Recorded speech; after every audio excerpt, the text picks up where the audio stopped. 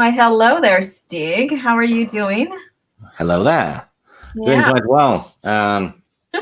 Having some soda and eating chicken wings. Oh, that sounds good. I am just drinking coffee and trying to get this live stream going with all the technical difficulties I've been going through. And I know I probably have just like maybe no one watching. Or hi Teresa, I see you. Did you try using the hydro spanner? The hydro spanner.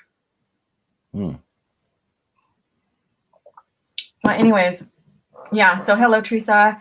Hello, anybody that's watching. I apologize for the technical difficulties. Christ's sake. Come on, Teresa. Drink regular coffee. This is embarrassing. No, that sounds good. I have pumpkin coffee in my cup. That sounds really, really good. Flavoring is good for coffee other than, like the basic cream. So that sounds good. So I have 4 people here. Hello, hello. All right. So this has been a quite event this morning, and last week's the mishaps kind of doubled. And I am on my Mac computer, which I don't have the comic downloaded or the reader for it downloaded. And my laptop decided, because it's one of those notebook Surface Windows. Well, I reconnected it. I used it as a tablet last night to finish reading the comic Blast Radius or whatever it is, and I put it back on to the keyboard and connected it, and it is showing that it's not connected. It's still acting as a tablet, so it won't charge and it won't respond to the lap or to the keyboard, and multiple times restarting it and it's not working, and finally it's dead now where I can't charge it, so I have to take it in. So yeah, so here we are. So we don't have the comic to really display or show to go through with the classic form. So I apologize. So we're going to talk Star Wars news and just general Star Wars and probably Kenobi novel. Chris Boyd, hello. How are you doing? So Stig, how are you doing this morning? Doing quite well. Won quite a bit of money on soccer bets, so I spent them on EU novels. So I bought 6 of them, and I already have 3 others on the way. Yeah. So I'm getting 9 books. Pretty cool. Sorry, Chris Boyd. We are not going to be discussing the comics today because I don't have them in front of me, and the reader's not up, and it's better to display them as we talk. So yeah. So sorry about that, darling. Yeah. I'm so sorry. This is what happens if you let a woman near the computer. You knock you this shit off, Steve. I'm not going to put up with that right now. You heard me cussing and almost crying because of this bullshit. So knock it off. All right. No compassion coming from you, Mr. Kenobi. I'm very disappointed in you. Yeah, your evil laugh. All right. Soul Assassin. Hello, everybody. Hello, Soul. So you guys, what is in your mug this morning? What is your favorite drink choice or your drink choice today? Let's see here. Morning, everyone. Hey, Terminus, how are you doing? Hello, you guys, and thank you for tuning in. This is the adventures of OG Star Wars trying to get her shit together. Actually, I have an idea what we can do. What's that? And we can involve the chat as well. Okay. Yeah, we can do top favorite ships, top favorite characters from OT, prequels, EU, female and male, favorite villains. Okay. Favorite novels. Yeah. Stuff like that. Yeah. All right. That sounds cool too. So, all right. So who should we start with? All right, Stig, your top 5 favorite novels. Top 5 favorite novels. The Kenobi novel, I think is probably my favorite of all of them. Let's see. Which else? the first Darth Bane book. Mm-hmm. That one I thought was incredibly well written. Okay. And then Tatooine Ghost. Oh yeah. That's a very good book. Very character driven rather than, action packed. Yeah. Um, That's like Kenobi. Kenobi's very character driven. yeah, exactly. So that's three. Vector Prime. Okay. It was the first EU novel I read. Mm-hmm. And it was written by an author I really like, R.A. Salvatore. I have I have 98% of his novels in hardback. Okay. Which is about 50 books. So that's pretty good. How many was that? Was that 3? 3, 4. You're on your 4th. So you're not, now you need your 5. Yeah. Let's see.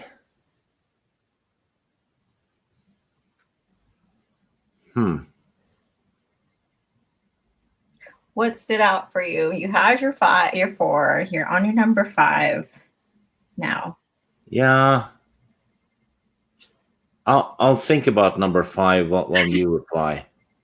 All right. So mine is basically Kenobi and Tatooine Ghost. I like that, they do like Tatooine has more action than Kenobi in a sense, but maybe not. But both their how they're written and stuff, it kind of breaks away from the classical starship kind of battle that we see, and it's more like you said, character driven.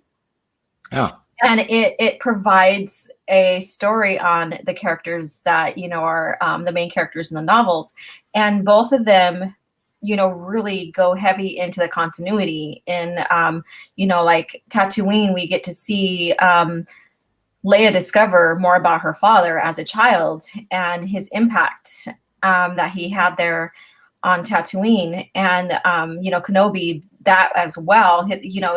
What he's gone through, and his relation, or Asherad Het and stuff. So we have all that continuity going on as well.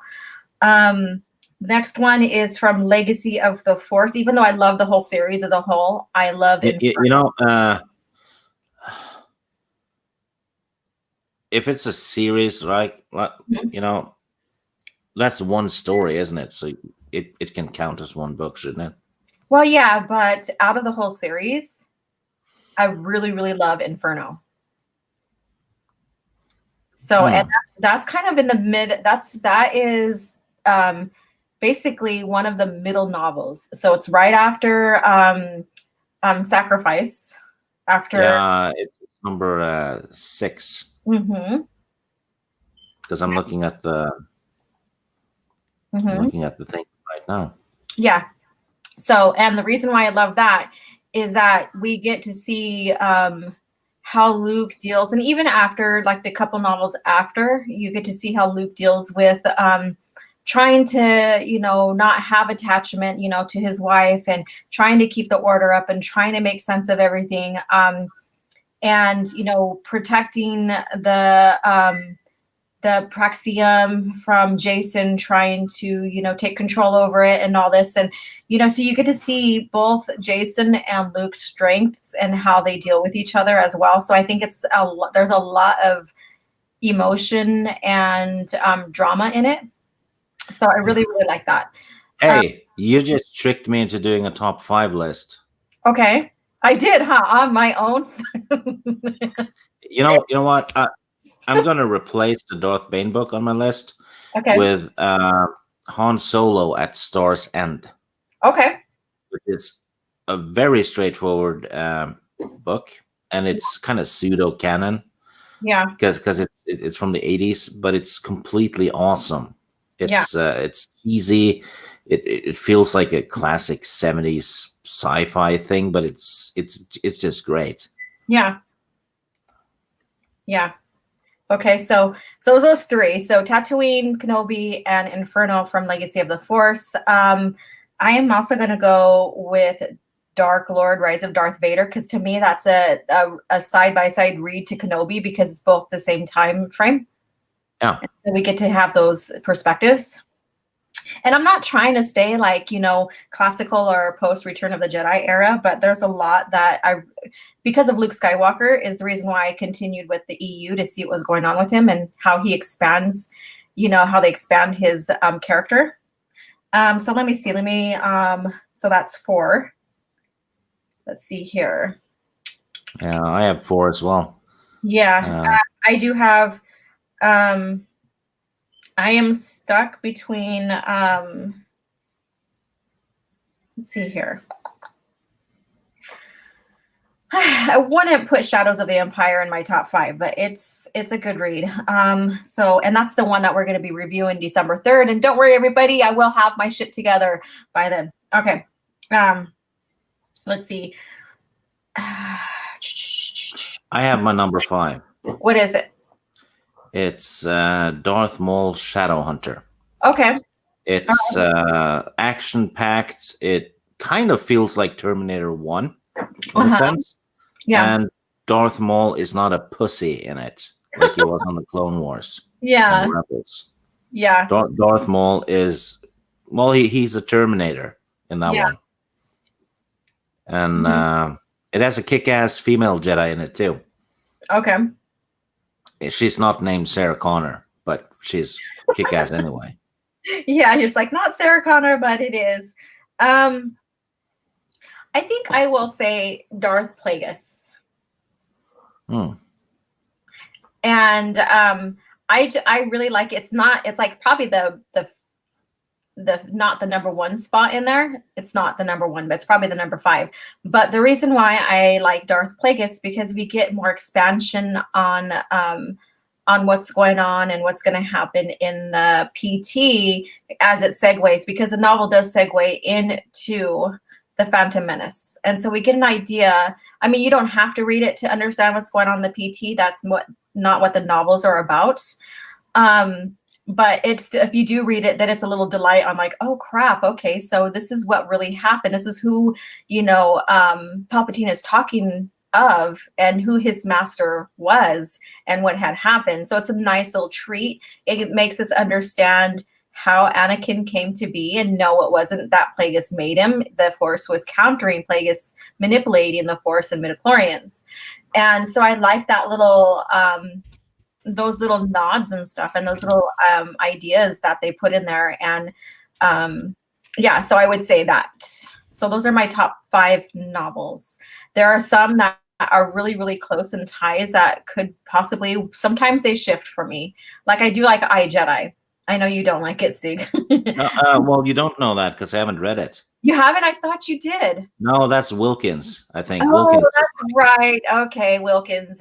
Yeah. And please don't confuse me with that fellow. You both are awesome. All right, Kevin Tinuche, the Force is strong with OG. Yes, so strong that I malfunction everything right now.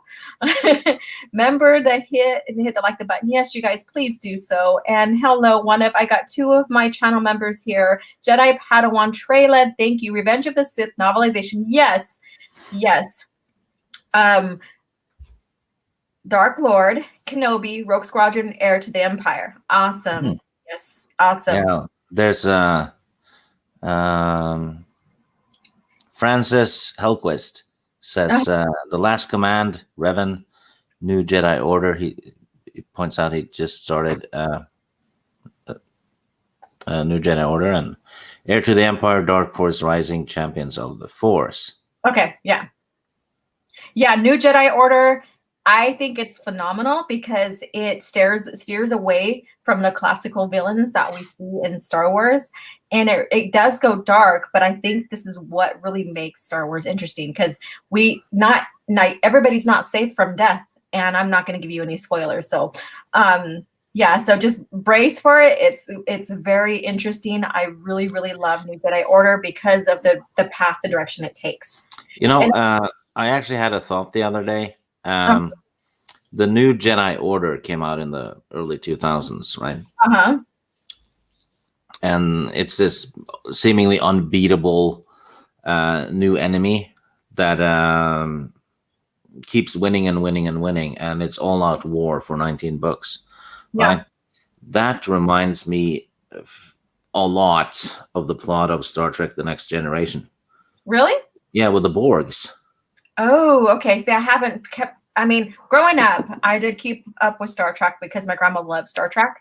But after that, I just stopped keeping track. And then I've heard people talk about, oh, it's not the continuity is being messed up or whatever. So yeah, but that's interesting that you pull that. Yeah, it looks like it's inspired by it. Yeah, and Because that series had ended not long before.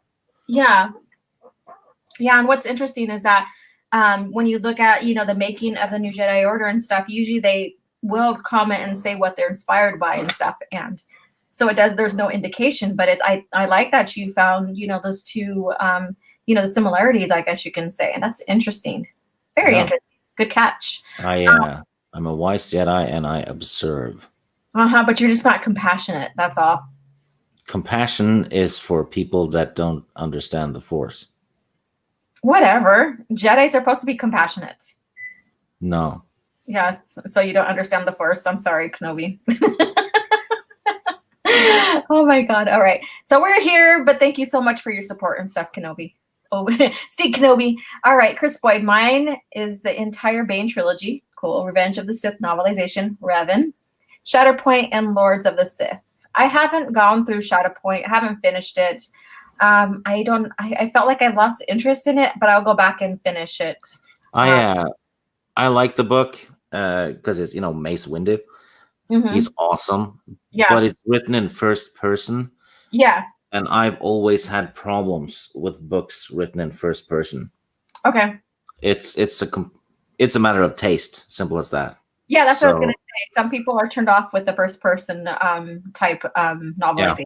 Yeah. I get turned off by the first person I see. I think Kenobi, or not Kenobi, iJedi.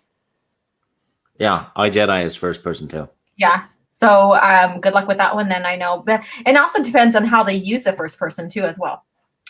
Yeah. So all right, so I have another channel member here. Thank you, Lady Tauriel. Hello, everyone. Iced coffee this morning. Awesome. Enjoy your iced coffee. That means she's chill today. She is chill. That's what I need to do is chill. Hello, everyone, and goodbye. I'm off to troll thrift stores for EU books. Awesome. I'm jealous. I'm jealous. Yeah. You can find so many other cool things too. Exactly. Hey, Jedi Padawan trailer. If you find something cool, post a picture of it on Twitter. Yeah, tag us. Yeah. Tag us. Okay, Kevin Tino Che meant that you got Stig to do a top 5 and he only gained 1 new subscriber. Oh, I got another one now. Hey, I did a top 5 yesterday. Yes, you guys need to go watch that after this. Complete freebie just for Thanksgiving. Awesome. See, he is kind. He is kind. Yeah, I'm compassionate. Yeah. All right. So Wicked Steel, another channel member. Thank you guys so much for the support. You guys are greatly appreciated. Revan, Dark Lord of the Sith, Vector Prime, Last Command, and Invincible. Ooh, awesome. Very good list. I saw someone mention the Revenge of the Sith novel. Yeah, that was Trailer. Yeah, Trailer. I think there's 2 people that said Revenge of the Sith novel, which is I love the novel because it really expands Revenge of the Sith even more. I mean, you don't have to read it, but it is a nice treat if you do. And I had it. In all fairness, I love the movie. Yeah. But the book is actually better. Yeah. Very true. All right. So let's go to top 5 favorite characters. This is going to be really, really difficult. Is it from the movies or the expanded universe? Oh, shit. Should we do one of top 5 movies and top 5 EU or just combine them? No, let's just do top 5 movie characters and top 5 novel or comic characters after that.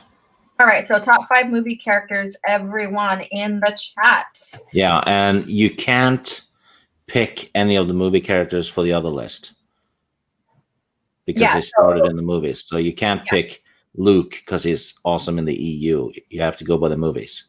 Yeah. All right, the Real Review 3000. Hola. Hi, Chris.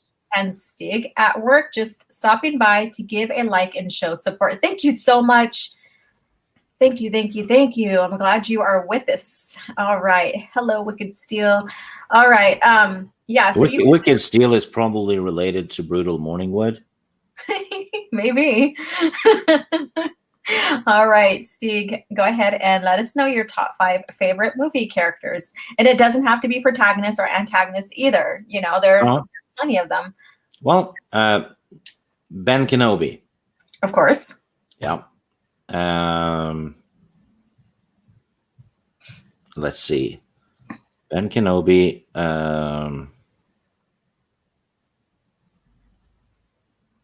Wedge. Ooh. Yep. Yeah. He always survives, and he's the only one to survive all the battles in the OT. Legend, right? And then, well, Darth Vader.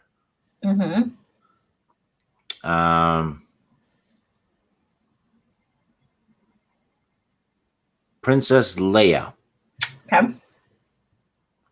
And Luke. Awesome. Very straightforward, really, but you know.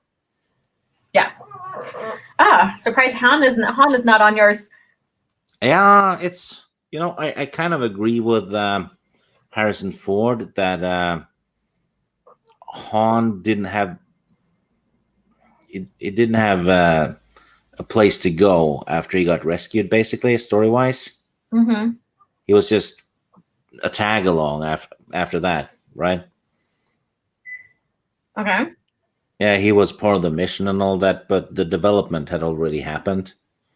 So it's just he was basically a passenger, I felt, after that. After A New Hope? Is that what you mean? No, after he gets frozen in carbonite. Oh. So he's like the MacGuffin for the first 30 minutes. and then after that he's like a passenger character after that. Okay. All right. Fair enough. Personal opinion, but Harrison Ford agrees with me. Okay, well, fair enough. I seen his character arc, and by the time that he, him and Leia kind of professed their love to each other, like towards the end when they're wondering where Luke is at, if he's survived. But they already did that when he got frozen in carbonite. Well, in a sense, they weren't. He wasn't sure, and no, he was sure. And that's kind of in Shadows of the Empire, which we can discuss in full here coming on December 3rd. So I'm very excited to even discuss this topic because of that, how she's feeling towards him and her doubts and her feeling towards Luke and Luke's feeling towards her and how that all unravels. Okay. But we aren't going to get into it here. That's a discussion for that. All right. Kevin Tino Che. Have you heard of a book from 1995 called The Corellian Trilogy by Roger? Yes, I actually think that's a good read. It's a fun read. And of course, it didn't make my top 5. It probably doesn't make my top 10, but that's okay. You have Mark in there. It sets up Centerpoint Station. It brings back, Thraken Cell Solo as well. Yeah, it's been in my shelf for 15 years. I haven't read it yet. Oh, wow. Because I took a 10-year Star Wars break almost. Yeah. So, but I have it, and they're brand new, and they're coming up on my reading list. So, okay. I bet I'll like them. Yeah. All right. So this right here, Wicked Steel. So he basically is doing EU, probably Luke. So he did his EU list here. Oh my God. Okay. So this Darth Talon, someone was saying, oh, you guys never really knew Darth Talon until George, decided or announced that he was going to use her in in his sequel trilogy. And remember that news about that? Yeah, but I think that news was false. Yeah. Because I think they assumed it was going to be used in a trilogy, but we know that Talon and Maul, or rather a descendant of Maul, was going to be used as the protagonist for a video game that Disney canceled. Yeah. It was in production when Lucas was still in charge, and he would not do that if he was gonna use them as villains for his sequel trilogy. Yeah, and the thing is too is I'm going to expand on your point there, Stig, is that he would not do a game and then do a movie off of a game. It would have Yeah, been first. It would have been exactly. the movies first and then maybe games or whatever. So I think that George had an idea that he liked Darth Talon from reading the comics. He thought she was a good match with, Maul, Yeah. and he was trying to find a way to include them too. So that's Wicked Steels. I'm guessing this is Luke's Grandmaster Luke Skywalker because this is all EU right here. All right, so Francis, my favorite characters through from books and movies are Anakin Solo, Luke Skywalker, Mara Jade, Obi-Wan, and Darth Malak. Okay, so who are your favorite movie characters first, top 5, and then who are your favorite EU top 5? Okay, so here are mine. All right, so this is a tough one because I really I love Luke Skywalker from the movies because he's the one that got me interested in, reading the EU to see what he, how he develops. So I'm not going to add him in the movies. So he's not going to be my movie character that I like. So I'm going to go with Anakin Skywalker. Let's see here. I do like Wedge Antilles because he's the only non-force user pilot again that has survived all the campaigns that we see in the movies, and he is a phenomenal character. Yes, we don't get to see his arc grow in the movies as much as we do in the EU, but I'm going to go ahead and keep him on my movie list there. So that's 2, Anakin and Wedge. Kenobi. Thank you. You're welcome. And, because he's one of the pivotal characters that is throughout the whole entire saga, 1 through 6. When I say saga, I'm not including the ST. I'm including just 1 through 6. So he is a very phenomenal character. He is kind of pivotal into the moment of, bringing Luke in as a Jedi and then Luke believing that there's redemption. So even though they didn't believe that, Anakin / Vader could be redeemed. So, or that they had the doubts about that. Yeah, him and Anakin are the only characters that are in all 6 movies. Correct. Mm-hmm. Well, Yep. except for the droids. Yeah. Yeah, and when I say Anakin, I should put Anakin / Vader. So, but that's what I mean. And R2D2. I love him. He's my favorite droid. He's friggin' sassy and, all that. Not so much C-3PO, so I'm not going to put them in as a coupled type, favorite characters in the movies, just R2D2 and Leia. It's almost a tie between her and her mom, Padme, because I love Padme's arc, but it kind of fell short a little bit because of Revenge of the Sith. I understand that her emotions, she was pregnant. As a woman, I understand being confused and being emotional with all these hormones and stuff like that. So I think she played that in a sense fairly well, but I think there could have been more added to that. So I think I will go with Princess Leia. So those are my top 5. So I know I almost was thinking about Yoda. I really like his character as well, but it's not my top 5. Mace is not exactly top 5, but it's near it. So, and Qui-Gon, I liked his character in The Phantom Menace, but he served a purpose, and that purpose was to get Kenobi knighted. Yeah, his purpose was to die. Yeah, basically to die. He was to die for. All right, Lord Vader, Luke, Obi-Wan, Vader, Anakin, and Palpatine. I didn't use Palpatine, although he was the mastermind of both sides of the war. He did manipulate the Jedi. He used the Jedi's compassion and everything that they stand for, like stepping up and defending the Republic in the war. He used everything that the Jedi stand for against themselves. I'm having trouble unseeing Palpatine in Episode 9, where he literally dies from "stop hitting yourself." Yeah, I know it's tough. It kind of tainted him for me, even though I don't consider it to be canon, I still saw it, right? Yeah, it weakened because he only in Revenge of the Sith, he only did what he did with Mace Windu to goad Anakin further into the dark side. Yeah, he basically took a hit for the cause. Exactly. And that's what that stood for. And they totally took that and spun that to, make him look like just an imbecile. Yeah, and the movie starts off with him announcing his attack.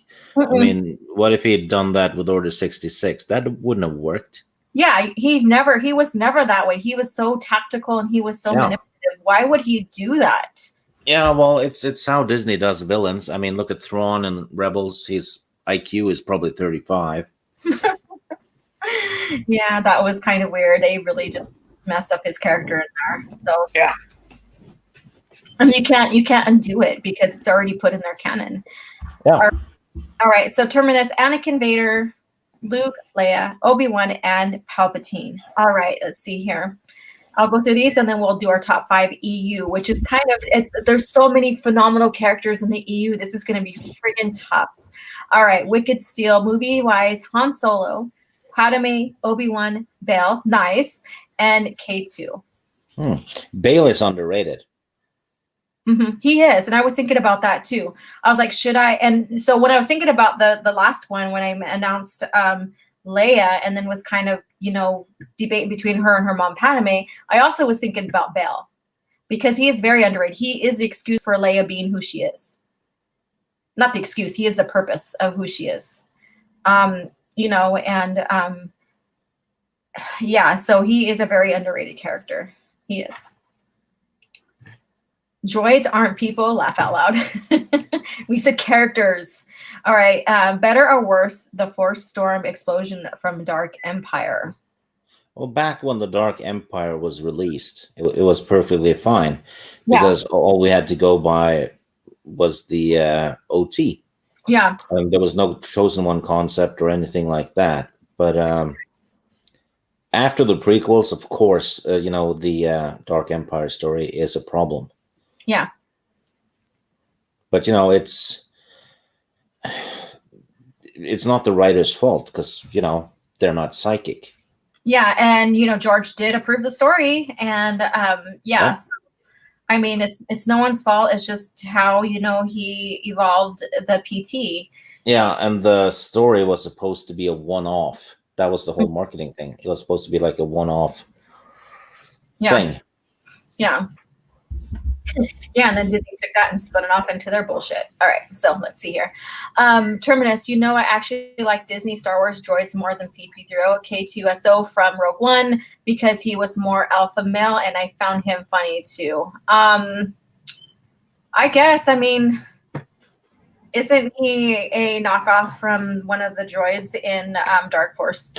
Oh, yeah, the Rogue One is Disney Star Wars. It's not EU. Yeah, we're talking about George Lucas. Yeah, Rogue One is just a ripoff of Dark Forces. Mm-hmm. Beat by space whales and cloud yak. Yeah, so someone beat the sperm whale. I did like Palpatine line to Rey about the only family you have here is me. Still a bad movie, of course, but he did the best he could. Oh yeah, it's no fault to the actors, Yeah, of course. And when we critique, doesn't mean that we're talking about the actors in general. It's just the storyline and what was presented. They did their best from what they were given, and they were hired to work to make these movies, and that's what they did. And so I think sometimes, a lot of times, people need to separate the actress from the character because usually it's just only the character in the storyline that's being critiqued most of the time. Yeah, basically, don't blame the crew, blame the captain. Exactly. All right, Lord Vader, the EU character Thrawn, Revan, Galen Merrick, Bane, and Korea. All right. So let's go ahead and go into top 5. Top 5 EU characters? Yeah. And this is original EU, not... Yeah, they have to have been created in the EU, basically. Yeah, George Lucas era. Yeah, so Boba Fett doesn't count because he was started off in the movie. Yeah. Yeah. Well, I'm using Luke, so I'm sorry. I Then just you are lost. oh hush. Well, my top five would Mara Jade. Yeah. Uh, she's EU through and through. Excellent character, excellent story arc. Didn't like her death that much, Yeah. but still, not everything has to be perfect either. Um, let's see, Mara Jade, Call Katarn. Yeah. He kept me going through the 90s. So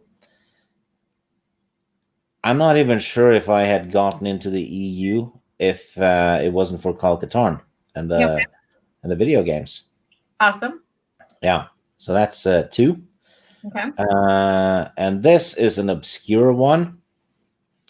Cairo, which is a fish man from the old Marvel comics from the 80s. He was in the first Star Wars comic I ever read, and Mhm. I read that comic before I ever watched the movies.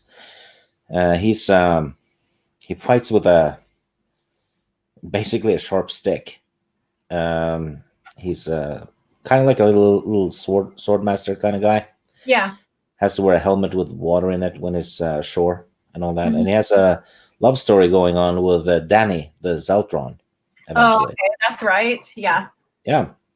So she likes fish too. Her and Uh, something in common, don't they? yeah. So that's three. Okay. Jaina Solo. Okay. She's everything Ray wasn't. She earned every bit of glory she got through Hmm. trial and error and a lot of heartache. So Okay. that was yeah, she became a Jedi Master and an ace pilot by practicing. Yeah. And yeah, so that's four. Um, number five would be,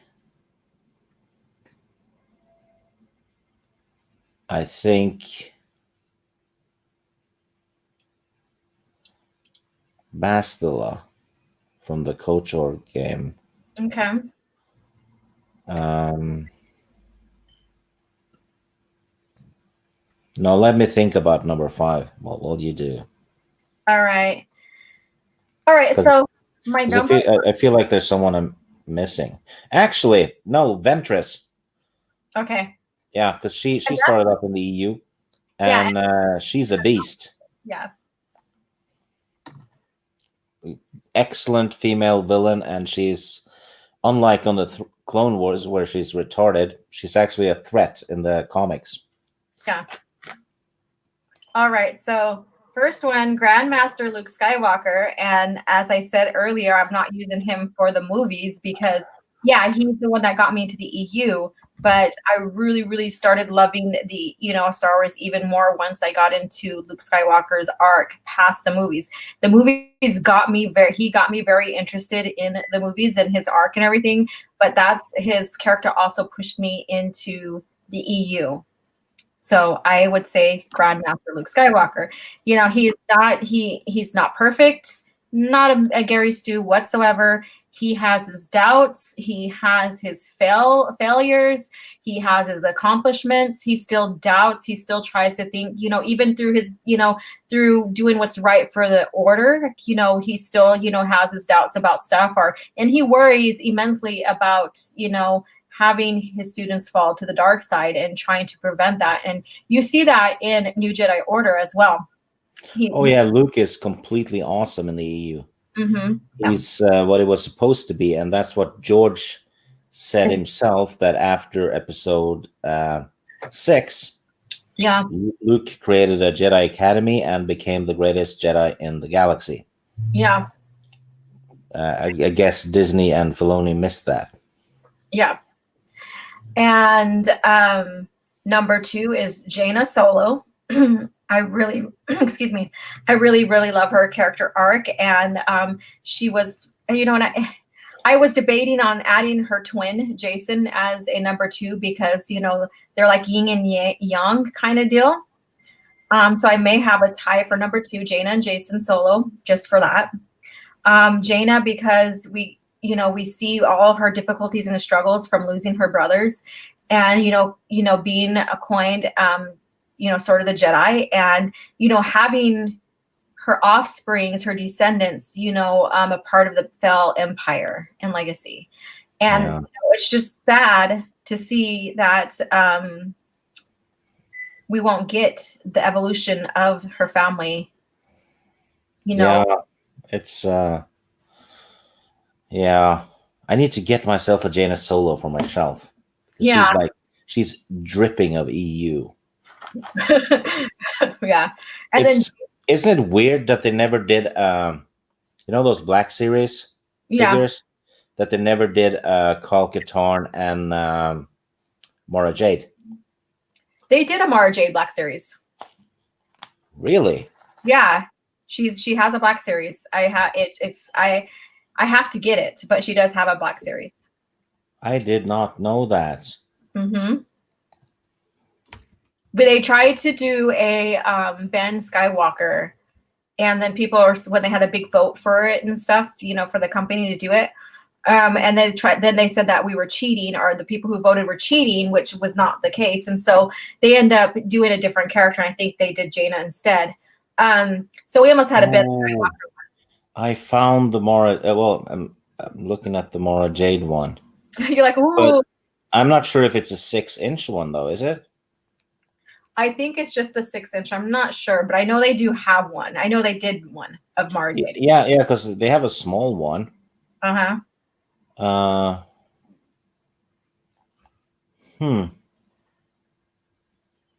yeah. Oh, there's a 6. Well, there's a custom one that someone made.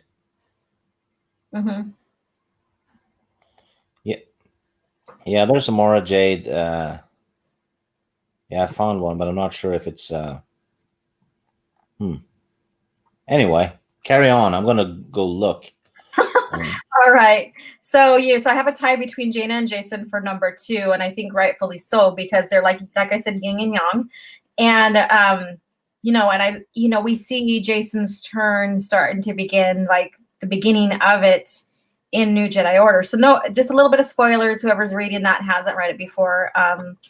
And then he evolves into who he is at the end of or the beginning of Legacy of the Force. And so he has a lot of character development. So he's another one. And then of course, spoilers, him and his sister fights, to the death. I did some research. The Black Series Mara Jade is 3.75 inches. Okay. So it's not a big one. No, it's not a big one, but it's still worth getting. Oh yeah. Yeah, it's only $55, the cheapest one. Yeah. But she is out there. She was made, so that's great. I wish that they would have just, like, Ben Skywalker was voted to be the next one out of the EU being made, and they reneged, I guess you can say. So my number 3 is Corran Horn. And I have a lot of Jedi on mine. I'm like, we should have just did like top 5 Jedi and top 5 Sith or whatever. So Corran Horn, because he is like, he proves that not all Jedi, have the same abilities, or they're not all granted the same abilities. And he's proof of that. And they could still be masters and stuff. And so I really like his character development, and his family comes from the Corellian sector of the Jedi Order, and so I think his arc is very, very interesting as well. And then number 4, Mirta Gev. I really, really like her character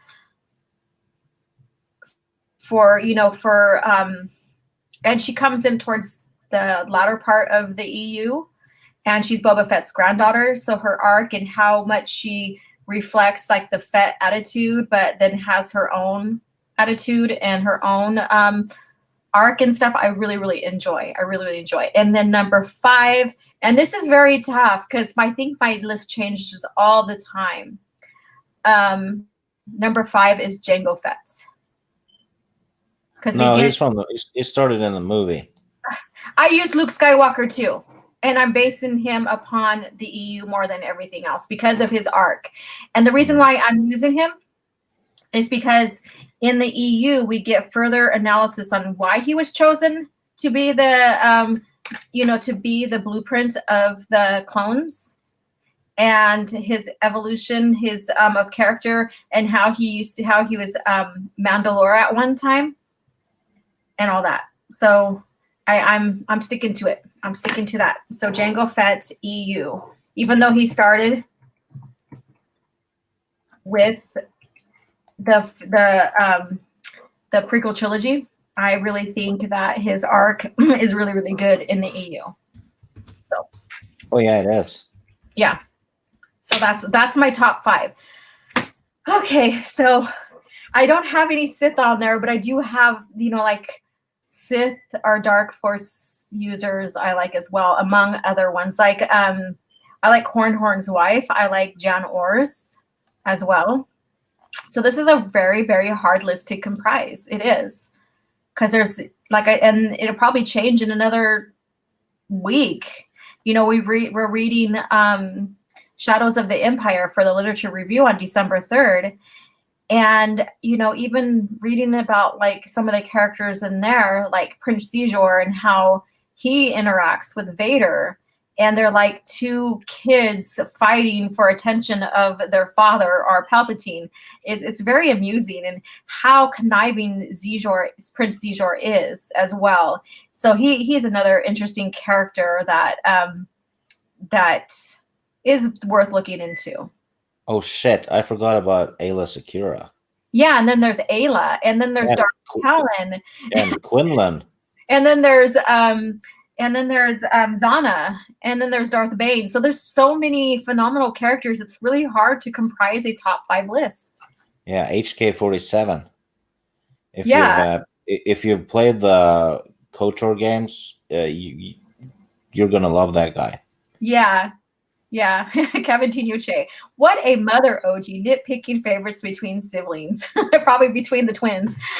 And then Kip Duran too. I mean, I liked his arc on, especially going into the New Jedi Order and how he interacts and how he is in there.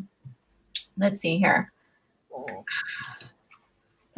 Speaking of Rey, did you all read my joke about her earlier on the stream? No, I don't think I've seen it.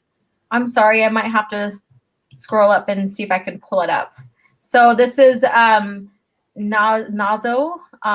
number 1, Kyle Katarn, very good. And see, that's another one. I love Kyle Katarn too, and this is very, very difficult. Grand Admiral, yes, favorite villains. He is my number 1. Then we have Palpatine because he orchestrated the fall of the Republic, the fall of the Jedi, and all that. So he manipulated both sides of the war. He manipulated the Jedi. Jedi were basically victims of his, the same as the whole galaxy. So he was very conniving. And then of course Darth Vader. He should probably be number 1 because he's like one of the top, the top villain in movie cinema history, basically. Then there he's got Korea, and then Hazin, and Darth. Oh, Hazin is from the KOTOR comics. Yeah. Let's see here. I'm sorry, I passed that up. Terminus. Let me see. Let's see here. That's not it. I must have missed out on it. I'm so sorry. If you want to reshare it, then go ahead so I can. Yeah, I didn't see it. All right. Okay. It's not a big one, but it's still worth getting. Yeah, talking about Mara. Yeah, I say get it. I know all the spoilers for New Jedi Order because of Matt's expanded universe, so it's all good. Also, I like spoilers. Okay, I'm just making sure because there are like some, things that, I would hate to, ruin your experience with. So let me see here. 3 3/4 figures have more EU characters than 6-inch ones. Those voting polls are rigged. They sure are. I agree. So again, here's my top 5 just off the top of my head. And again, it'll probably change. It will, because there's a lot of phenomenal characters in the EU. I forget, aren't there multiple Sith duos in different parts of the universe staring at the same time?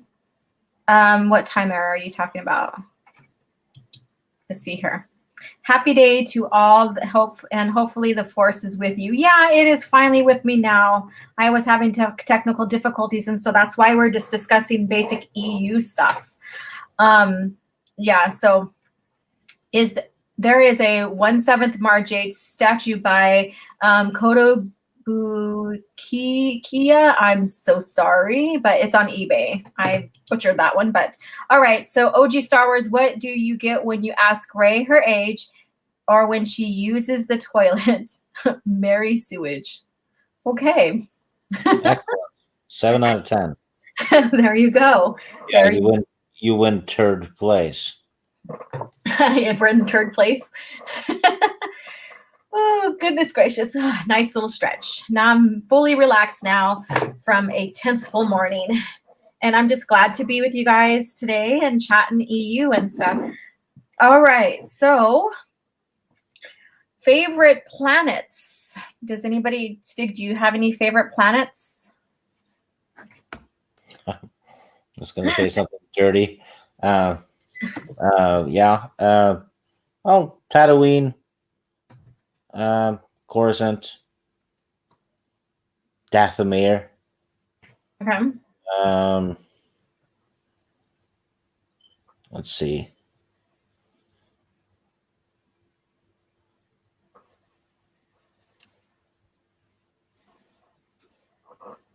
And that's all? Hoth. Okay. Tatooine, Hoth, Coruscant, and Dathomir, and Nar Shaddaa. Nar Shaddaa. Okay. It's a moon, but Yeah. count. Yeah, it's an inhabitable moon, just like Endor is. So I think that would count anyways, because of the its its population and stuff, in a sense. All right, so I know of one, but what planets are named after someone? Little quiz here. I know of one, so there might be another one, but I know of one that there's a planet named after a phenomenon or a character in. Do you know what that is, Stig? No. No? Hoth is named after Hoth from the Bane, or from the. Oh, so that's what it. Yeah, I didn't connect the dots. Yeah. Yep. Named after him. Yeah. So there's a little fun thing there. All right. For me, I really like Naboo. Oh yeah, that's a good looking planet. Yeah, it is really good looking. And then I really like Endor, but I live outdoors and stuff. So I really like the moon planet, the forest moon of Endor. So that's another one. Let's see here. I just did something naughty. Uh-oh, what'd you do? I bought the first Call Katarn book. It was on sale for $8. Oh, okay. Oh yeah, you gotta do your collection, for that one. And it's a hardcover too. Woo! That's a great find right there. Yeah. That's a great find. Congratulations. So we have Korriban, Coruscant, Typhon, Dromund, Kos, and Mandalore. Yep. I like Mandalore, the Clone Wars one. Yeah, the Clone Wars one is shit. And so I have Naboo, planet, forest moon of Endor, Mandalore. I really like Coruscant. That really fascinates me because there's so much in depth in the history of it as well. And then again, I'm going to refer back to this. We could have gotten a kick-ass movie or a TV series or whatever, Underworld, out of Coruscant from George Lucas. So it just brings more fascinating tales and everything. And then let's see what else. I like Ossus. So, with the Jedi history there and stuff like that. So those are mine right there. So I know that was very random. I just thought maybe we'd throw out something kind of different and let people kind of think a little bit further into the galaxy and what they like, or what they like what planets fascinate them. Tatooine, yeah, Tatooine is fascinating as well. Didn't make my top 5 list, even though it's like one of the original planets. It is the original planet of Star Wars. If you look into the history, it used to be, a thriving green planet, and then over time, it got bombarded and turned into sand or glass and sand and stuff. So really interesting. All right. So, Steve. Cavitenyo Shea in the chat said Kenner made a Star Wars expanded universe Mara Jade with a blue lightsaber in '98. That's probably because in the video game Mysteries of the Sith, she has a blue lightsaber. Yeah. And didn't she get a blue lightsaber from Luke in the novels? Yeah, she got it in Thrawn trilogy, the last one. Yeah, she got a purple one later. Yeah. So they actually did the right thing there. Yeah. Yeah, he passed down his father's lightsaber to her. So, and yeah, so that's a phenomenal story as well. So I'm pretty sure everybody here has read the Thrawn trilogy. If you have not, get on it. Yeah. What are you waiting for? And go play the Call of Cthulhu games. Yeah. They've aged a bit, but they're still great. Yeah. And you get to go to many of the EU planets. Yeah. Okay, so Wicked still has a great list here as well. Kashyyyk, Mandalore, Naboo, Ryloth, and Alderaan. So there you go. He's going to vacation in Alderaan places. Alderaan places, huh? Okay. Soul Assassin, hello. Did you all see hashtag Disney must pay trending on Twitter? Turns out Disney is refusing to pay royalties. Yeah, we were going to discuss that as well. Yeah, so that's disgusting by Disney. Yeah. Let's see here.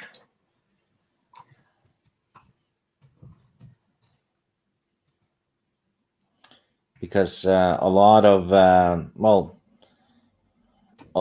most writers out there, right? Yeah. And I've heard this from professional writers that are fairly big. 98% of writers do not make enough to have it as a full-time job. They use their writing to supplement their the income for their main job. Yeah. They don't make too much. If I remember this correctly, a writer as a standard deal gets 19% of each book sold. So think about that. If it's a $5 paperback, right? Yeah. That's not a lot of money per book. Yeah. And so they rely on royalties and all that. And, it's, royalties are basically their legacy as well for the families. Yeah. And for Disney to not give Alan Dean Foster that money is it's pathetic and it's low.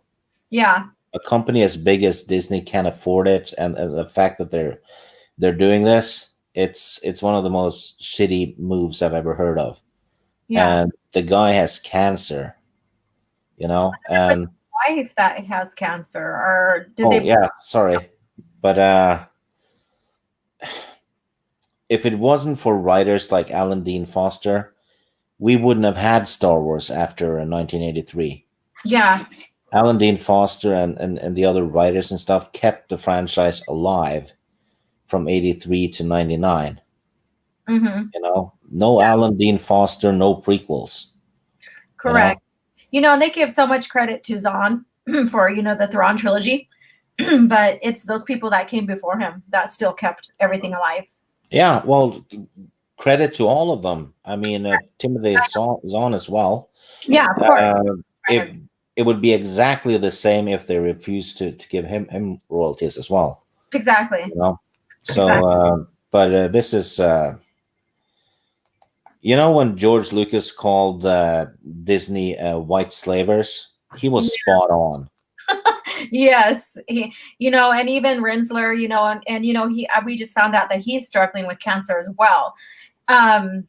So Rinsler they're literally struggling with cancer, and the cancer's name is Disney. Well, no, I'm talking about him in general. It Yeah, wasn't. no. Yeah, but on top just of calling that, Disney cancer because it is. Yeah, of course. But he left the company. Rinsler left the company because he didn't like what was going on inside with the licensing and with the film, portion, all of it. He didn't like the way that they were taking George's legacy. That's why he left. And he has an NDA, so he can't really say anything right now. So once that NDA expires, I am hopeful, and hopefully he'll have something published, because he did do blogs about what's going on, and he had to take them down. So I'm hoping that in the near future, we get some kind of book or biography or whatever that talks about his time in in Lucasfilm, even in leading up to the buyout and him leaving because he didn't like the direction. So I'm hoping that that's all rebuilt eventually. And Alan Dean Foster is a big name. He wrote the Alien novels as well, which I have. They're terrifically written. Yeah. He's the guy's a legend. Yeah. And here's Disney pissing on legends like they always do. Yeah. Exactly, I agree, and I'm sure they're gonna get away with it, because all Disney really has to do every damn time is just wait it out, because people forget it. Yeah. And then they're upset the next time they do it, and they just wait. But you know what? People want to get heard. They need to hit them where it hurts, and that's the wallet. Yeah, and that's where they listen. That's what they listen with, is the wallet. What comes out of your wallet towards them. And so people who are like upset with the direction that the franchise is going, speak with your wallets. I mean, I'm not saying anybody should boycott or whatever. Just, don't purchase what you don't like. Plain and simple.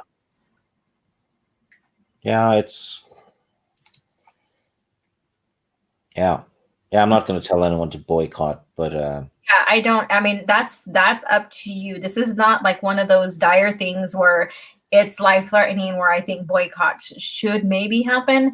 But what I'm saying is that speak with your wallets. Purchase what that is worthy, because they listen. They'll keep on giving crappy things if you keep on purchasing their crappy product. Yeah, it doesn't make me want to spend money on Disney stuff, though. Yeah. Oh yeah, after that. So so Stig, if you can pull up the article and put the link inside the private chat so we can pull it up and look at it, or even the one with Ichibaka when he writes about it, that would be great. I just don't want to compromise right now and freeze shit up, because that's how my luck has been going by searching. I was looking it up. I just found it. Okay. I'm going to use the Ichibaka thing, because the guy does so much good stuff. He deserves the. Oh yeah, I agree. Deserves the shout outs. Here it is. Okay, let me pull it up. I'll pull it up and share. So hopefully. Oh shit. Okay. Phew, it didn't lose me. Oh my God. Sometimes when you click on something, it still stays within the same browser and you like leave. I thought I did that to myself. Okay. My luck, the way it's been going. All right. So let's go ahead and Chrome tab. Okay. Share. All right, everyone. So here we go. So this is what we've been talking about. Let me get this off here. Sorry, Francis. All right. So Ichibaka did follow up on it, and he did a really. Oh, it looks like they, those ladies with the shirts. Uh-huh. It looks like they spelled farce wrong. Farce. Probably. All right. Deadbeat Disney screws Alan D. Foster.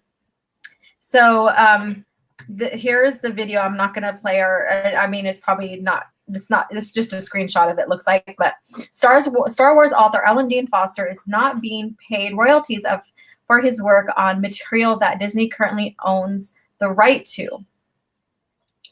And let's go. In an online press conference given by Science Fiction and Fantasy Writers of America, Alan read the following letter, which he wrote to Disney.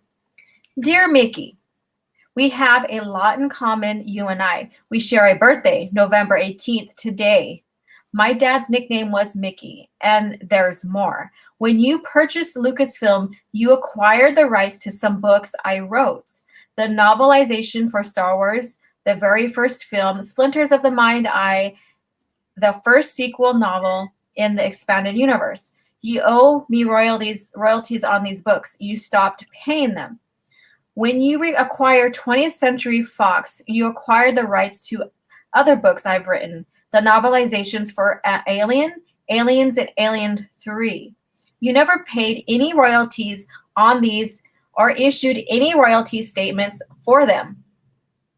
All of these books are still very much in print.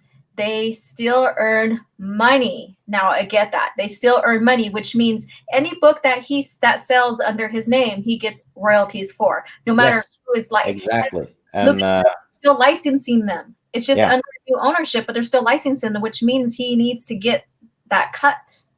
Yeah. And when they bought Lucasfilm, they also bought the contracts.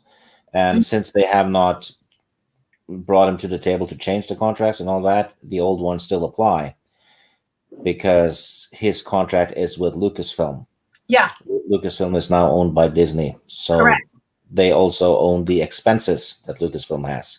Yeah. And since they're still selling the products and printing them, he is completely entitled to the royalties. Exactly. Yeah, you could still purchase them, and in fact, I think they have a Legends label on them when you still purchase them. Yeah, well, the label doesn't matter. Well, I know the label doesn't, but it just shares that they're still interested in reprinting them. That was my point. And so he should get royalties. All right, so let's go on. When one company buys another, they acquire the liabilities as well as its assets. You're currently reaping the benefits of the assets. I'd very much like my. No, they're raping the benefits of the assets. Raping. Yeah. Not reaping, huh? Raping the benefits. All right.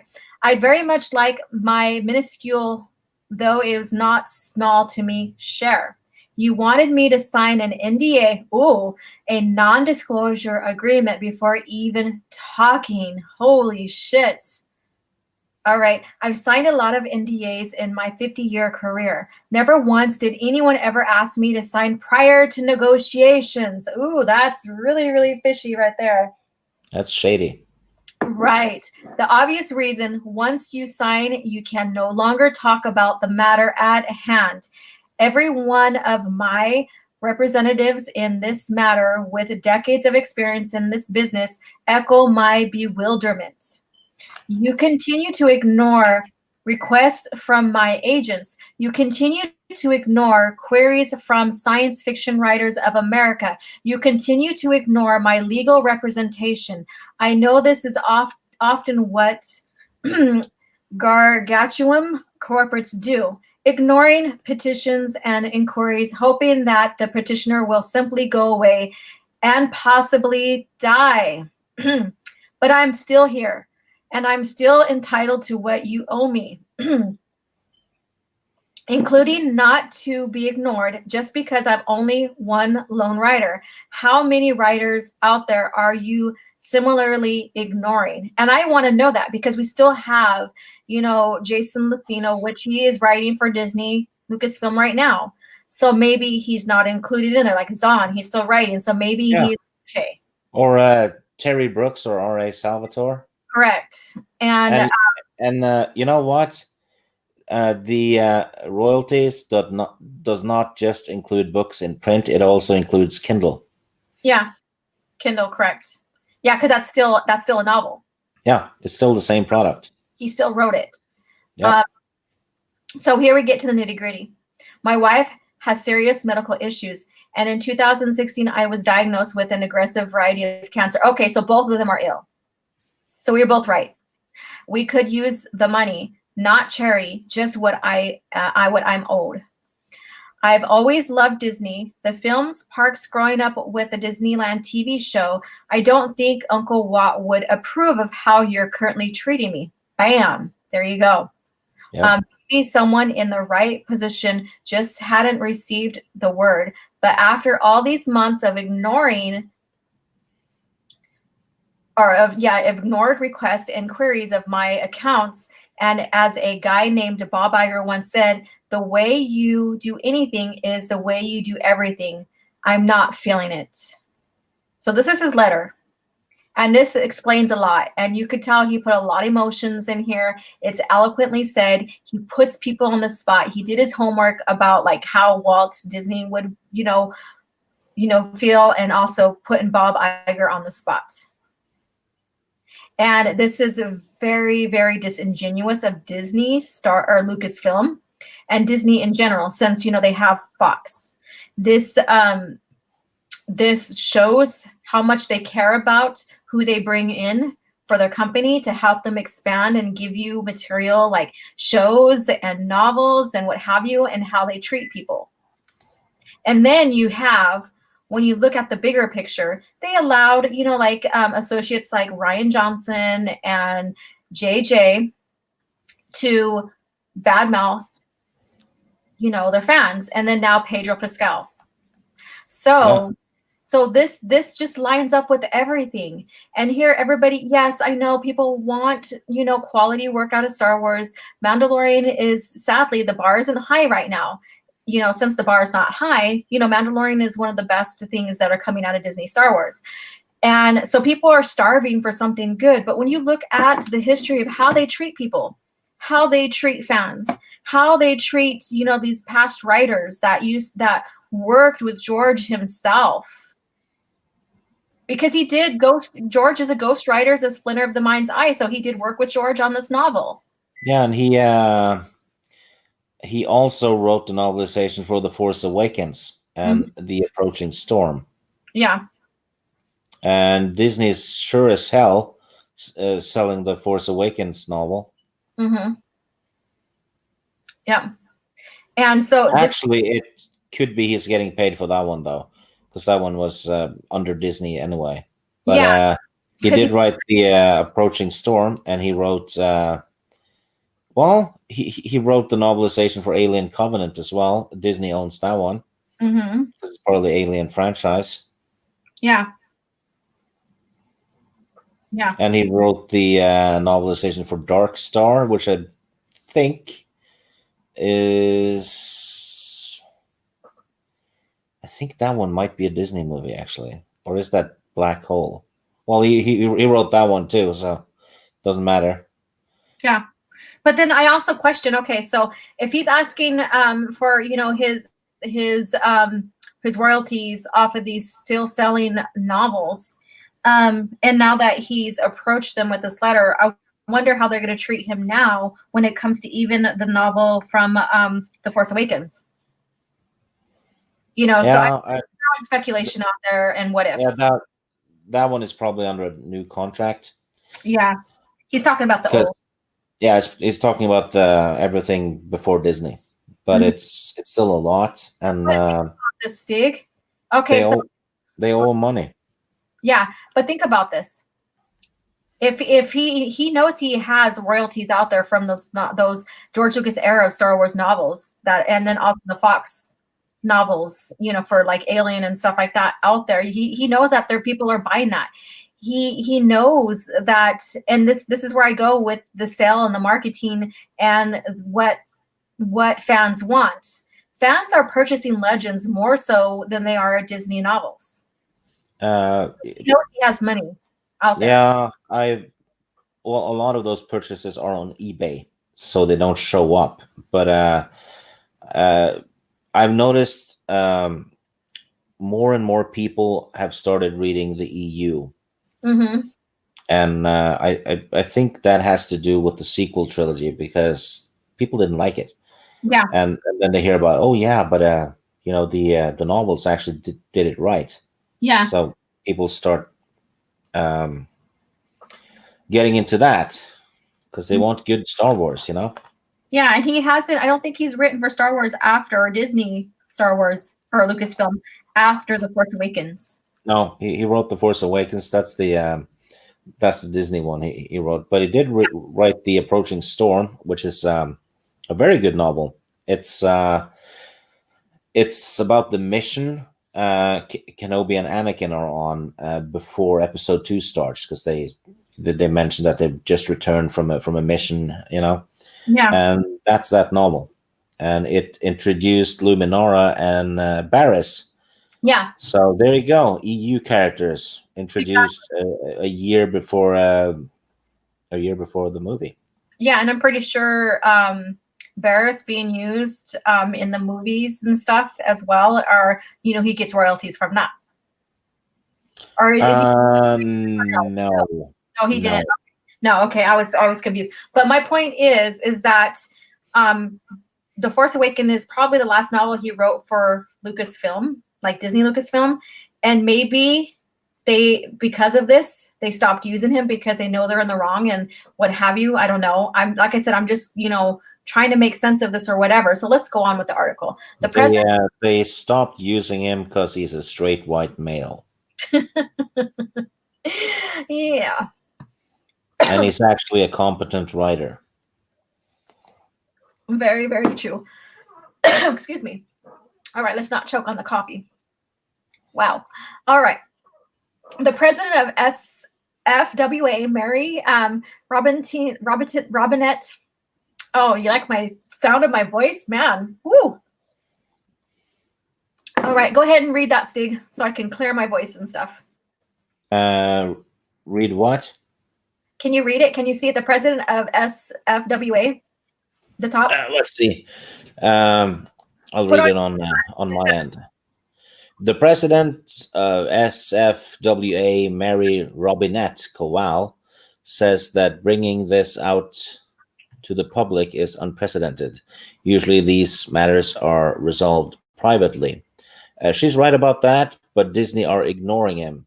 And the guy is sick, and so is his wife. So it's an emergency. She also says that Disney argues it has purchased the rights, but not the obligations to the materials. Yes, but they're still selling them. That's the problem. If they had stopped selling them, that would be it. That they have the right to publish the work, but not pay the writer, no matter what the contract says. This is a lie. She asks if they're doing this to Alan Dean Foster, then what are they doing to the younger writers who do not know what that contract, that do not know that a contract is a contract, who do not know whom they can reach out to when they are having a dispute of this nature, and blah blah blah. You can watch the whole press conference here and all that. Yeah, this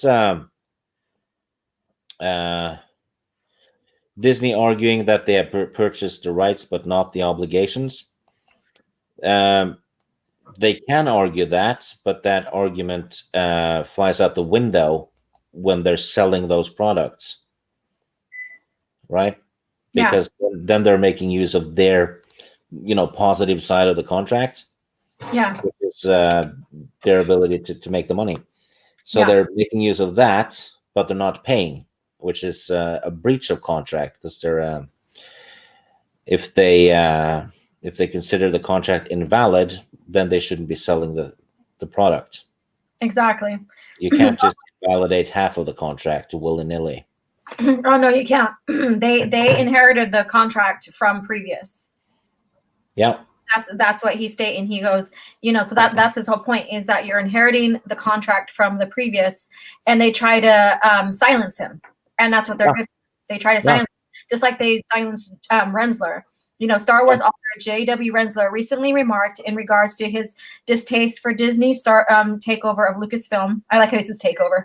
I don't like what's happening in the licensing department and that publishing department or the films. And so basically he left because he didn't like it. Was this the sort of thing that Mr. Rensler saw happening in the publishing department? Thanks. So. Yeah.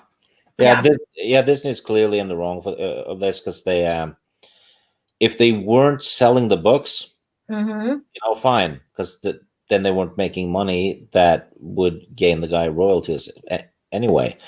But they're selling it. The books are still in print, and they're being sold on Kindle. So the writer should get his piece of the pie, because it's in the contract. Mm-hmm. Yeah, and Stig knows about this because he did write. So he knows all about this. He knows a lot about this, and so he's a good source to talk with what he knows. And Stig is one of those humble people. If he doesn't know, he'll let you know too as well. So we have Francis here. For Halloween, I carved a Yuuzhan Vong face in a pumpkin. Well, that was pretty cool. All right. So my anger is simmering right now. Yeah, so 1,000 freaking, I don't know what that is. All right. Follow Ichibaka on Twitter. Yes, follow him. Given everything Alan Dean Foster has done for Star Wars fans for 4 decades, I think the fans owe the guy to actually fight for him on this. Yeah, I agree. So make as much noise as you can on Twitter. Tag Disney, spam the article, contact news, stations, whatever. Get it out there and keep it out there so it doesn't go away. Because Disney wants this to go away, and this is wrong. Plain and simple. This is so wrong. It is wrong, and I agree. And when I first seen this, I shared it, and then then I was like, well, I know we were doing copy chat regarding the comic, which we will pick up. So again, Mace Windu and the next comic will be in lineup for next week. So we'll just continue from this. But maybe things happen for a reason. Maybe we needed to talk about this. Maybe we needed to get this out there so fans know what's really going on behind scenes and why these authors are turning their backs like J.W. Rensler did. Yeah, and isn't that this what the channel is about? The EU, and this is an EU writer that has given us hundreds and hundreds of hours of Star Wars enjoyment. So it's only fitting that we have his back on this. Exactly. So he has the right. He has the right in this. Yeah, exactly. And I wholeheartedly agree. And that put a huge distaste in my in my mouth, I guess you could say. It made my stomach hurt too, because going in like that, and he was there from the beginning. He helped write Splinters of the Mind. So that goes way back, right after New Hope. And so he's been with Lucasfilm for quite a long time. And to be treated that way, it's disgusting. It's disgraceful. And they probably will drag it out because that's what the corporates are really good at. They have plenty of lawyers to drag it out and what have you. And, so it just breaks my heart to see this going on. And, and people favoring companies like this. Again, you make your own decision, what you want to do, which way you want to go.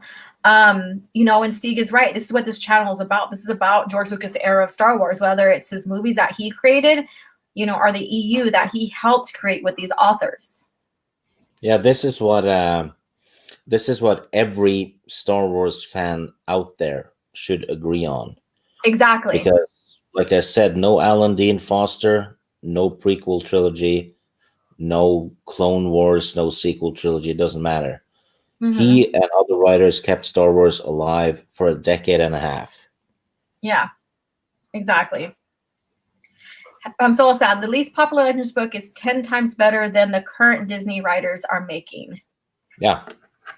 So, and then say, yay, stuff is up and running. Yes, it is, Miss Martin Hughes. We are not reviewing the comics because I have to download all that stuff on my computer until I get my laptops taken care of. So we're discussing some news and top favorite characters and all that. So, and now we're discussing Ellen Dean Foster's being screwed over by Disney Lucasfilm, or Disney in general, because it's not just Lucasfilm, it's Fox portion of Disney and Lucasfilm portion of Disney. So, it's just disgraceful what they're doing.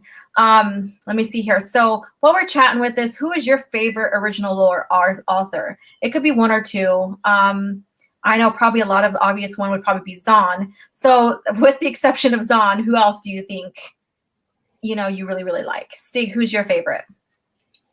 I don't think I have a favorite, because so many of them have great books, and then sometimes they have books that are mediocre. Yeah. Even Zahn has that. Oh, yeah. But yeah, Aaron Alston is pretty damn good. Yeah. Or was, rest in peace. Mm-hmm. AC Crispin. Yeah, she only wrote 3 though. I know. She was also a Star Trek writer. Yeah. Actually, Karen Travis was awesome. Christy Golden. Christy Golden was great. Yeah. Yeah, I don't think there's any Star Wars writers out there that I didn't like. Yeah. Because even the worst written books, right, still managed to feel like Star Wars. It felt like a Star Wars story, which is something I didn't feel with the Disney movies, not even the Han Solo one. Yeah. It just didn't feel like Star Wars. It just felt like something generic with some Star Wars props in it. Does that make sense? Yeah. Yeah, I agree. And I know people do have favorites. And it's fine if you have favorites. Like Troy Denning really has some awesome novels, especially, leading, New Jedi Order, Legacy of the Force kind of deal. He really can set up a series. He can help set up a series and keep it going. Kenobi was written by John Jack Miller, which is a great novel. You have Drew Karsakian or whatever. I probably Karpyshyn. Yeah, there we go. Karpyshyn, Revan, and Bane.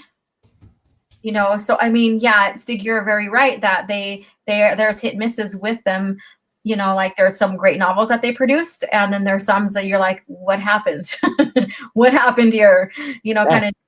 Yeah, one of my least favorite, my least favorite book is Luke Skywalker and the Shadows of Mindor. Mm-hmm. Yeah. But it's written by a very good writer. Yeah, I agree. Okay, so Abu Nasir, one of my channel members, thank you so much for the support. It's Timothy Zahn for the most part, but other than him, for me, it's a tie between Karen Travis and Dave Wolverton's The Courtship of Princess Leia. Very interesting. Okay, but Karen Travis. Matthew Stover, that's the guy who wrote Luke Skywalker and the Shadows of Mindor. Yeah. But he also wrote Revenge of the Sith. Mm-hmm. He did. So he is a tremendous writer. It's just that I just didn't like Luke Skywalker and the Shadows of Mindor. Oh, if if you're listening, Mr. Stover, sorry, you wrote a fantastic book and then you wrote a shit one. Yeah. Well, he's 50-50 then right there between those two for you. Yep.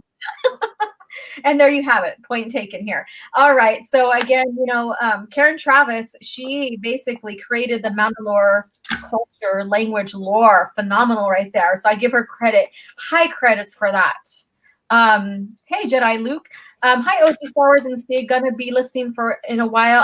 While I do some chores. Awesome. Sorry that it's not the comics. That'll be next week. But we did discuss what's going on with L&D Foster and Disney Corporation.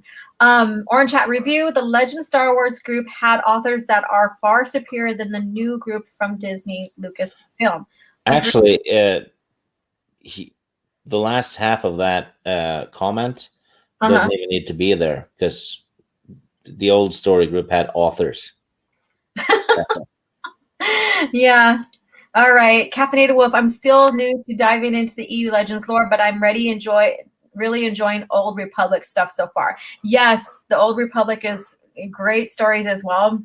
I don't know if you've been listening, since the beginning, Caffeinated Wolf, but I had some technical difficulties on my laptop and it's not in commission right now, so I can't use it until I take it in.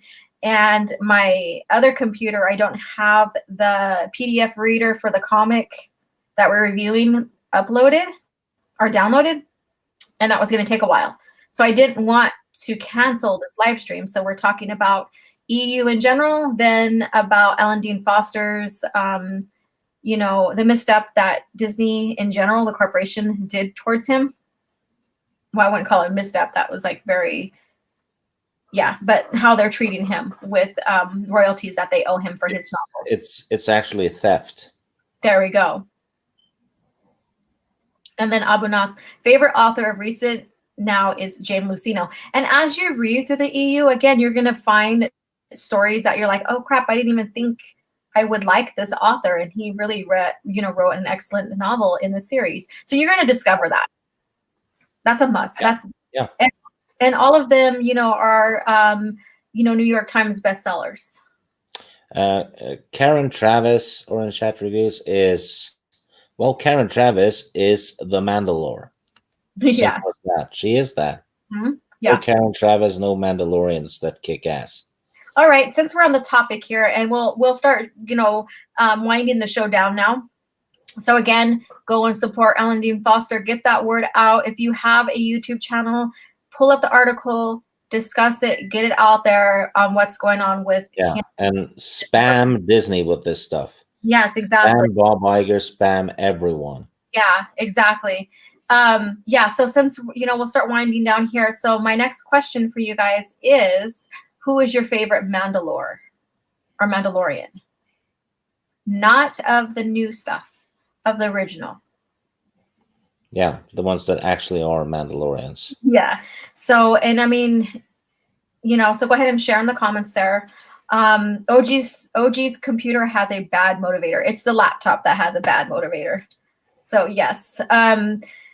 Is it worth reading all of the Star Wars Republic Clone Wars comics? Do they impact you overall? Oh yes, 10 times yes. Mm-hmm. We began, so we're in the beginning of the comic book related to the Clone Wars multimedia project.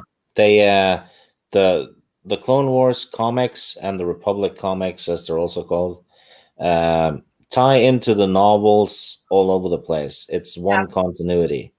Yeah. Which is why Filoni pissed on all of it when he ignored it. Yeah. So the Clone Wars comics are superior to the show easily. Exactly. Caffeinated Wolf, I just woke up like 20 minutes ago. I blame the missus. So I missed most of the stream so far. Well, you're not missing overall comic book lore that we've been doing, but we did talk about favorite characters, all that. Then we went into Ellen Dean Foster's, the theft of his money and royalties by Disney Corporation. All right. Let's see here. Trade dispute happening with Disney sounds like a PT movie. Yeah, well, the people that work for Disney have the IQ of an average Nemoidian, so you're not far off. All right. Let's see here. We have everybody stand with Ellen Dean Foster. There you go. Hashtag. So I don't know if there is a hashtag on Twitter regarding that. So, but if you guys, Actually, yes, something was trending with that earlier. okay, I haven't been on Twitter, like just to post about us being live on the channel here. So I don't know what's going on with the hashtag or what's trending and stuff. I haven't been Oh, on. it's Adam Driver's birthday is the most trending Oh, one. okay. Yeah, Adam Driver's birthday. Yeah, and then we have the Ellen Dean Foster. So let's get that going on Twitter and social media and stuff. Jedi Lukey, always great to see you. Okay. All right. Jedi Padawan Trailer, Luke Skywalker and the Shadows of Mindor felt like he just threw words on pages. He said, "Here you go." Yeah, the theory is that early on in the story, he's talking to someone who writes holovid shows. Holovid, holodramas. Yeah. Yeah, so the theory is that the book is actually an episode of that holodrama, which is why it's never ever referenced again in any of the subsequent novels. It's a completely standalone book, and I will say yes, the holodrama and like Luke and Han being put into a holodrama series, it is mentioned later on in other novels, but briefly. Yeah. So, but it just didn't work for me, Yeah, I understand that. I liked like I like some of the plot within the story and how it links back to, I believe, a comic and stuff character, I believe. So I didn't mind it. I mean, it's not in my top 10, 15, 20, but I still enjoyed it. I enjoyed, how Luke got to discover someone who knew his father and knew the Jedi of the past and stuff. So that was very interesting. Yeah. Caffeinated Wolf says Bo-Katan. Alora, did you find the clip where Filoni says she's as old as Kenobi? I found some of it. Yeah, so I got to share that. But it's the theory of she's around the same age as Kenobi. Yeah, because I remember Filoni saying that on camera. That means Bo-Katan is closer to 70 than 60. Yeah, so and I mean, we'll see what happens with what they decide to do with her age now that the fans have been talking about it.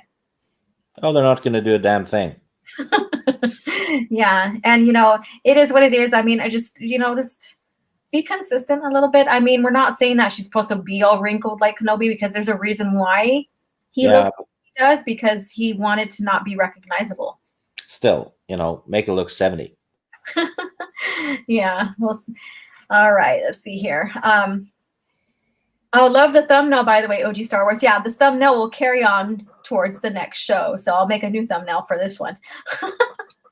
All right, and I need to save it now that it's on my laptop, so I'm going to figure out how I'm going to do the thumbnails and do my my art, my graphic art and designing, because that's on my laptop. So I am kind of screwed right now until I get it fixed. Okay. Nazo, Mandalore, the ultimate, but that might change to Indomitable, depending on if I like him in Tales of the Jedi. Okay. Canderous Ordo from the KOTOR games became a Mandalore. He was pretty awesome. Yeah. Who is your favorite Mandalore, Steeg? Boba Fett. Okay. I'm just going with the classic. You're going to go with the one that started all the look and everything. Yeah. Yeah, he's the OG, right? Yeah. I even have a Boba Fett action figure on my shelf. Come on. Nice. All right, Soul Assassin, Canderous Ordo, aka Mandalore, the Preserver, and of course Jango and Boba Fett. Okay. Yeah. I did put Mir to Give on my top 5 characters. She was cool. Yeah, I liked her arc, and in Crucible, she was being set up as a next Mandalore, the next I guess you say ruler, I guess you guys, or chieftain of the Mandalores, however you want to describe it, because Or chief, kind of. or chief, sorry, okay, and so she's being set up with that, and that novel was written after the so-called retcon of the vets being Mandalore, so they were course correcting that before the buyout. Thank you, Filoni. Mm-hmm. So they were course correcting that, and they can't course correct anything unless George is like, okay, do it. We know that he, things changes are, approved by George. So there you go. Yeah, love the thumbnail, Stig, and OG Star Wars. Yeah, thank you. At the end of the day, Revan pushed in the shit of the Mandalorians, and he's my favorite EU character above all. Awesome. Oh, Revan is awesome. Yeah. If you're new to the EU, Andrew, just wait till you get to the new Jedi Order series and the subsequent series after that, because you might end up getting a lot of new favorites. Yeah. You're in for a treat. Yes. So this background here, I will be using for next week when I have everything uploaded onto this computer so we can review the comics. So this is take 2 with Mace Windu. Yeah. Let's hope third time is the charm. Yeah, usually it is. I just got to get it downloaded, and I can't download. It's hard to live stream and then download at the same time because they're both using the stream. They're still using the internet connection, so I didn't want to compromise this, and I wanted to be on with you guys. That was most important, is having coffee chat with you guys and chatting about Star Wars in general.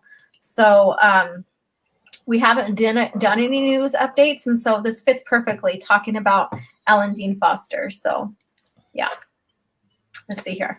So Revan is a fister. Yeah, he's the fist of the Jedi. Okay. Yes. All right. So do you have anything else you want to add before we conclude the show, Stig? Or one more? Something to add? Oh, yes. Okay. Everyone in the chat is, I'm assuming, an EU fan. Yeah.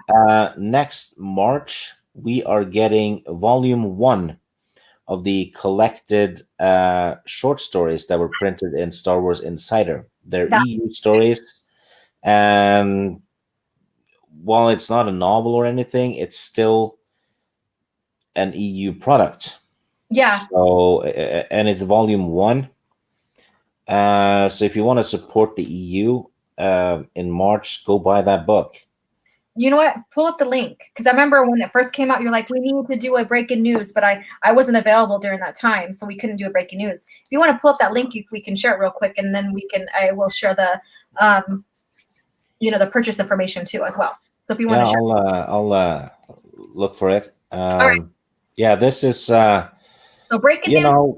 We're down to feeding off scraps, but still it's something.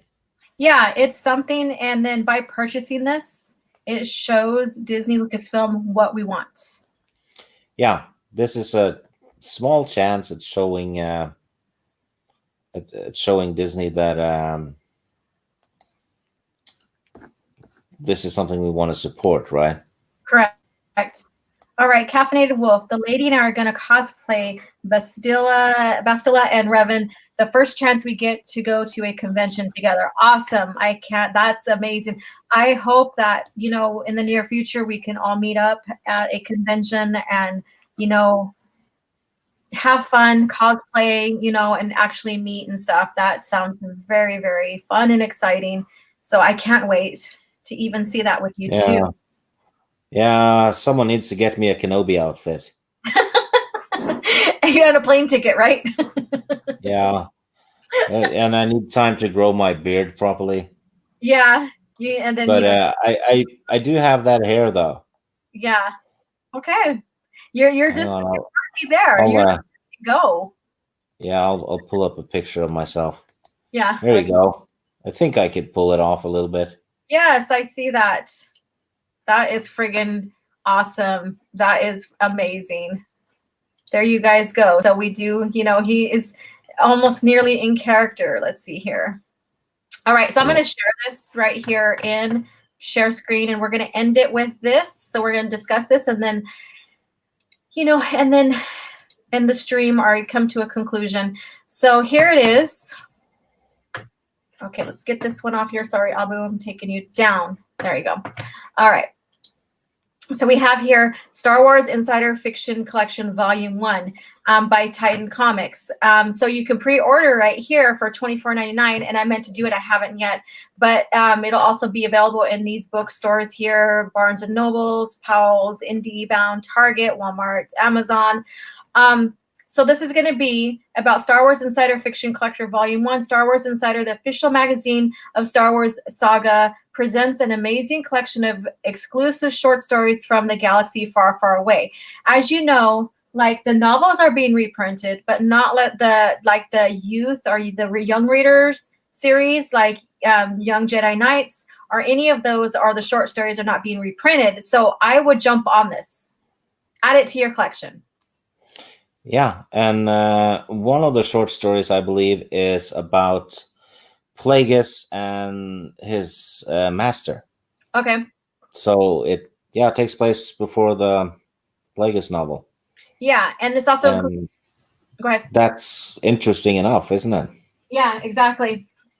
So this includes tales starring iconic characters such as Han, Leia, Lando, Darth Vader. This collection also features stories showcasing supporting characters such as Darth Plagueis, like you just said, Hondo, Captain Rex, and Darth Revan. I can do without Hondo and Rex, but yeah. Oh yeah, Revan story. There you go, Andrew. There you go. A little bit of Revan in it. Yeah. And so it includes fiction written by renowned best-selling Star Wars authors. And again, authors. So we do have Jason Fry in there, Matthew Stover, John Ostrander, and Paul S. Kemp. This volume also includes stunning art from some of the saga's best-loved interpreters, including Joe Corney and Brian Rod. Jan Durusima, so I think I said that right, and Magali Villanueva. So we do have all these classical writers, authors in here that are contributing to this. And again, they're short stories. We're not going to see reprints like this in short stories, like we do with the regular novels. So I would pre-order this. I'm going to go ahead and share this link. And another thing is finding those short stories is very difficult because you have to find decades worth of Star Wars Insider, magazines. So with them collecting them like this is not only awesome, it's very, very helpful. Yeah. Exactly. So it's actually user friendly. So I would jump on this, add this to your collection, even if you're barely starting on the EU and your collection and getting into it. Get this, because you never know if this is going to be a limited print and it's going to stop at one point. Like some of the collections for the comics, like they, like some of them volume ones, it's very hard to find for the comic collections that are being reprinted as well. So I would jump on this. And so Caffeinated Wolf, I remember the old Star Wars Insider Zine, so magazine. I couldn't afford a subscription when I was a kid, but my childhood best friend had one, and I would always read his any chance I got. Yeah, that's me. It says that childhood best fried. Best friend. I know what he said, but yeah, that's funny. He's drunk. He's waking up. He just said that too, so I give him that. So that's fine. All right, so here's the link, you guys. I'm going to go ahead and put it in the description after we're done here as well, so you guys can go ahead and pick that up. I'm also going to put the link about the article about Ellen Dean Foster in there as well. Again, if you have a channel, please do a video on that. Please share on Twitter. Please let people know what's going on with him and the Disney Corporation with his novels that he written for Fox and for Lucasfilm. I'm pretty sure Abu Nas is going to rip them a new one. with Yeah. the Ellen Dean Foster stuff. Yeah. So Abunas, Andrew, or a caffeinated wolf. You know, you and Mary Yeah. probably would Yeah, be doing putting get that. Geeks and Gamers to do it too. Exactly. Geeks and Gamers, get it out there, you guys. Get it out there. Like I said earlier, this is just goes in tandem with how Lucasfilm has treated fans as well, with degrading fans and stuff. And so this is just a habit, I guess you can say, and it's not good. It's a bad taste, Disney. This is a Yeah. bad look, Disney. Yeah, this is it's not just a bad look. This is disgusting. Yeah. If, like I said, if they weren't selling the books, fine, but they're still selling it, and they even use the Kyber crystal, right? Yeah. Mm-hmm. That's that's from straight out of Splinter of the Mind's Eye. Correct. And yeah, so you guys get that out there. Twitter followers. Again, get the link, share it, hashtag or at Disney and all that, and support him. Get the word out. Yeah. I don't think it's right for them to do this to him. No, do to Disney what Revan did to the Mandalorians. Oh my goodness. Don't worry, Wolf. You're doing good, bro. Yes. So he said he's useless after. Oops. He said he's useless to society before my coffee kicks in. I feel you on that, brother. I had technical difficulties, and I'm sitting here sipping my coffee, waking up and panicking. And I think Stig actually hurt me cuss like a sailor, trying to get this stuff going. No, yeah, but I don't need coffee though. I just need my grumpiness. Yeah. So that's my thing. Just need to be awake for 10 minutes till the grumpiness kicks in, and I'm good to go. Yeah. Everybody has their own method of waking up and what works for them. So caffeinated wolf. Oh shoot, Stig, our savage Stig. Ha ha ha. Yes, he is savage. He is a Viking. So why is Dave Filoni so interested in wolves? I don't know. That was because he wants to be one, and he wants to be fucked by one. Oh my god. And we're ending the show with that. All right, so you guys, get purchase this collection. You could pre-order, get it, worth it. And then support Ellen Dean Foster, get it out there. I'm calling out to YouTubers and Twitter to really, really support him on this quest. Like if you haven't heard, he's not in the best of health, neither is his wife. Every little piece of income matters, especially right now when we're down on another shutdown or lockdown and people can't go back to work again. The studio that I go to, is now shut down again. So we can't do anything. There's no work. There's no nothing. So support, get it out there. Let them know, what Heartless Disney Corporation is doing to this author. So is there anything else you want to conclude with, Steve? No. Thanks to everyone in the chat for being a great company all through the stream, and a big thanks to Alora for making these streams happen. They're great fun. Yes, they are. We'll be back next time, and we're going to talk about the comic again. Again, third time's a charm. Yes.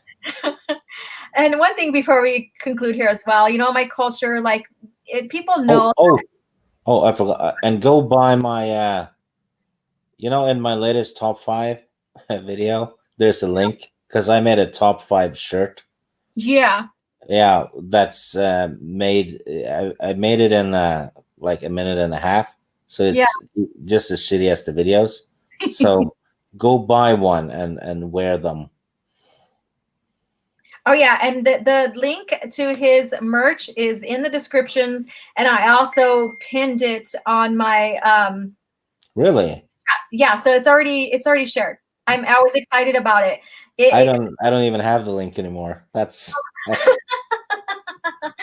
oh my god. And then we have Mandy here, I got here late, Hi, but Manny. show some support for my girl. Thank you so much. All right. So yeah, so his merch link is in the description and also pinned in my chat. So go ahead and check it out. Support Stieg. And that was a great surprise. He's like, I really not, this is just a hobby for me. And he was, oh, bam, I have merch now. I'm like, wow. Yeah, someone said I should do that because Yeah. so I was like, okay, maybe I'll have money for milk. Yeah. And I've sold 2 shirts already. Yeah. Yeah, he did. And I'm going to get one too as well. Yeah, and you need to wear it on streams. Oh, I will wear it. I will wear it. So Get the orange one. It's the ugliest. no, don't tell me what to do. I'll get what I want. Yeah, but you know. That is hilarious. All right. So again, I forgot what I was going to say now, but that's okay. We are going to go ahead and end it here. So again, go support Stieg, purchase his top 5 merch t-shirts. And I do have merch. I'm going to move it over to Teespring. Is it Teespring? Yeah. And Yeah, Teespring. Yeah, buy 10 people. Because they're so shady they fall apart, so you need 10. Whatever. Quit talking your shit, Stieg. You don't have none of my merch. See, I'm gonna buy yours, but you don't buy mine. What the hell? Yeah, but I have to import it too. So get import taxes and shipping and shit. Well, it's still the support. Yeah, but one of your coffee cups would cost $100. So and I don't even drink coffee. And I'm also gonna add OG Star Wars coffee chat logo to my merch. So that's coming soon. So stay tuned. So go ahead and subscribe to Stieg, purchase some of his merch or purchase his t-shirt. He only has one, but it's worth it. Go watch his latest video that he has up. And then again, if you haven't had a chance to become a member of my channel, please do so. The support helps immensely.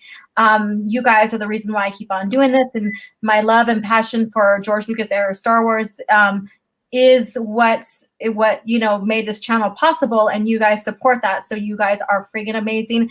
Thank you so much for coming in and supporting as well. So you guys have a great day. And again, next Thursday, we will continue on with the Clone Wars novels and have a great time. We have some phenomenal stories coming up. I look forward to it. I know Stieg does. So you guys have a great day, and may the Force be with you. Take care and be well.